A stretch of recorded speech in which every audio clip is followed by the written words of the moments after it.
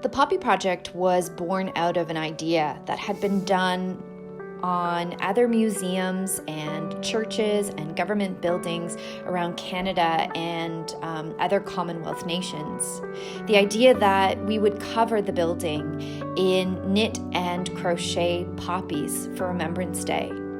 I think our project exploded the way it did because of COVID-19, because people felt that they wanted to be a part of something bigger than themselves, because they wanted to do something in their idle moments of isolation at home. And I'm so pleased with the outcome of our Poppy Project.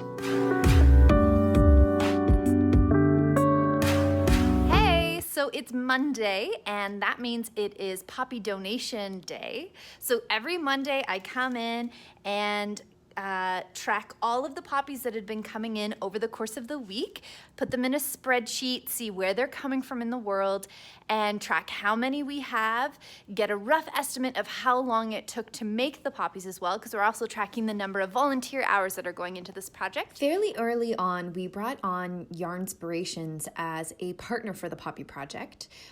They agreed to donate some materials for local individuals to make the physical poppies, but more importantly, they helped sponsor the creation of tutorial videos and spread the word about the Poppy Project on their blog.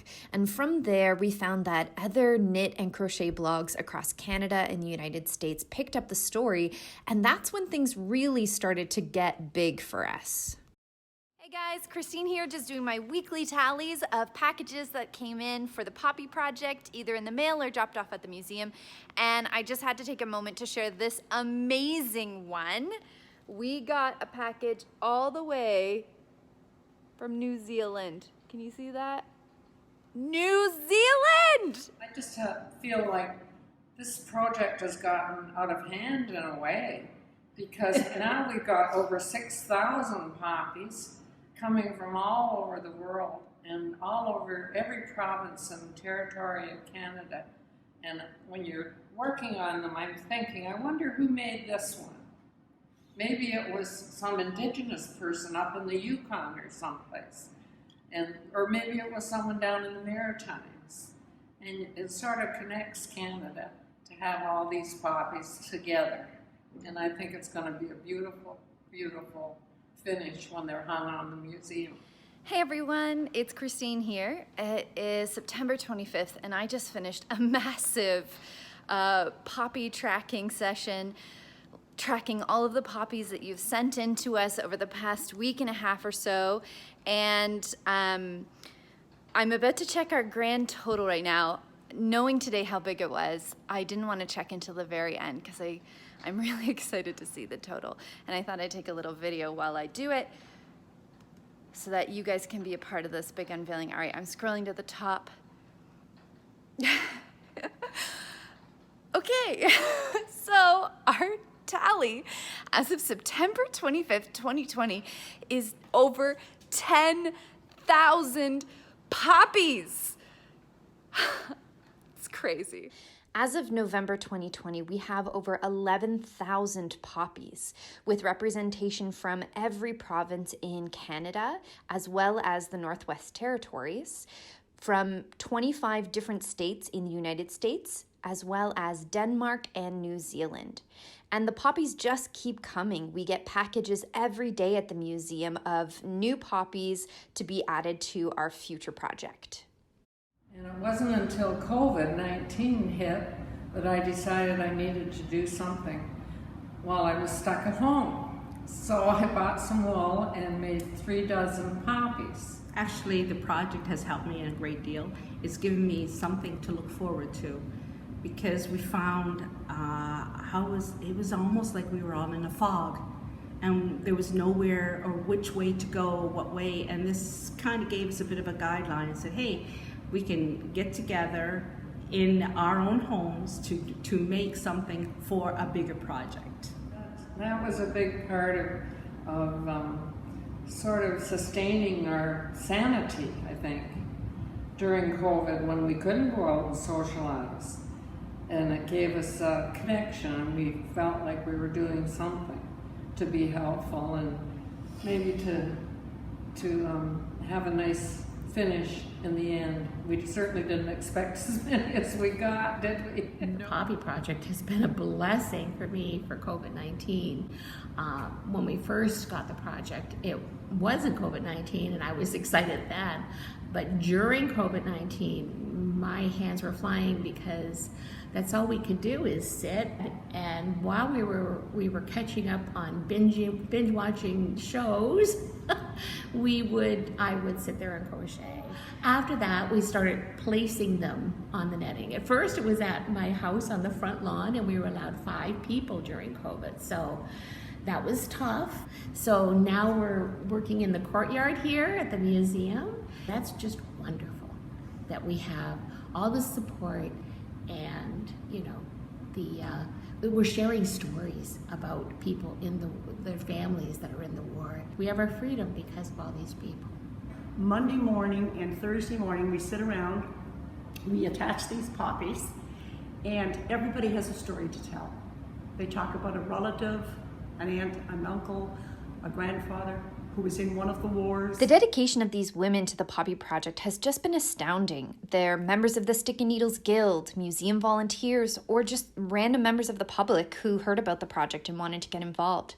They're coming to the museum 2 days a week for anywhere between 2 to 6+ hours to darn these poppies individually onto the recycled baseball netting.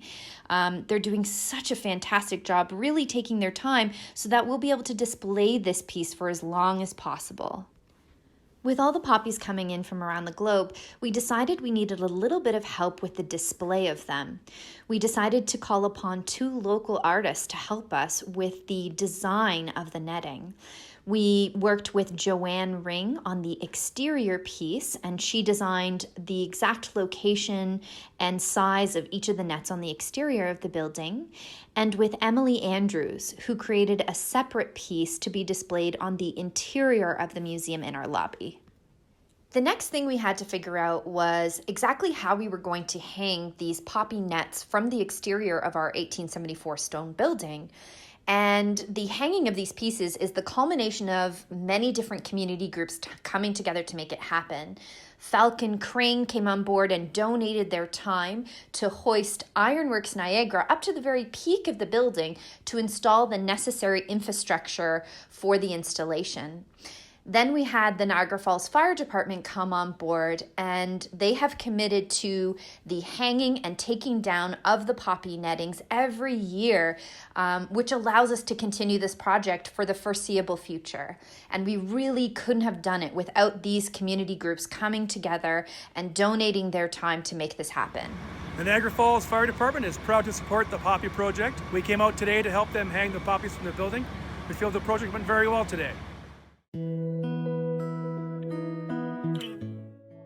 My father and my grandfather both were in wars. My grandfather was in the First World War, and he fought in Vimy Ridge. And my father was in the Second World War, and he was a prisoner of war in Hong Kong.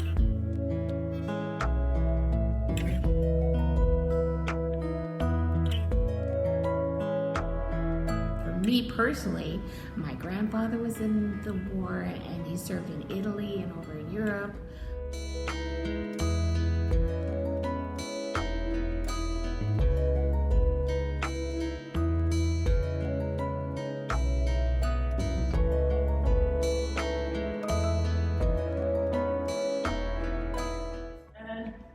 To me, it is being thankful to the Canadian soldiers that came. When the soldiers came to town, it was just wonderful. We saw the big trucks coming down the street and the soldiers sitting on it and the young girls sitting on it. I was too young for that at that time. There's so many memories of the fighting, when the soldiers, when the fighting started in Holland and everything else. So this is my memory for all the soldiers that have passed.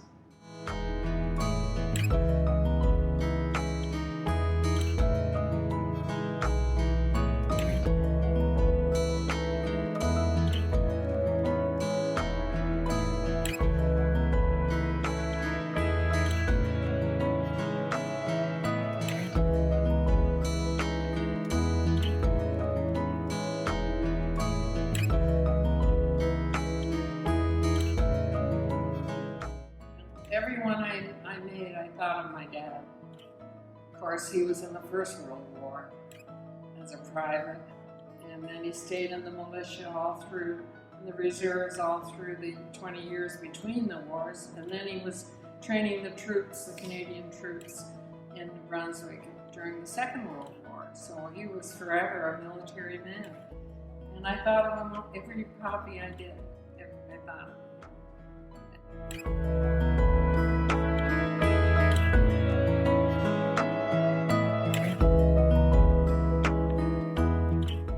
We received so many poppies that we couldn't possibly display them just on the Niagara Falls History Museum. In future years, we're going to partner with other facilities, museums, community centers in the Niagara region and have them create their own installations to be a part of the Poppy Project.